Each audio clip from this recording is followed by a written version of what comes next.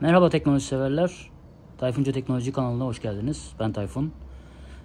Bu videoda size aslında genelde telefonlarımızın kulaklık kısmından, yani hoparlöründen ses gelmeme durumunda telefoncuya gitmeden önce ufak bir çözüm sunabileceğimizi düşünüyorum. Bu çözümde sadece bir toplu iğne ya da dikiş iğnesi diyebiliriz. Bu kısımlara terlemeden ve sıvı teması, kir birikmesinden dolayı doluyor ve maalesef sesi geçirmiyor. Çok bastırmadan şöyle hafif hafif üstünde gezseniz çözüm olacağını düşünüyorum. Bende oldu. İzlediğiniz için teşekkürler. Abone olmayı, yorum yapmayı unutmayın.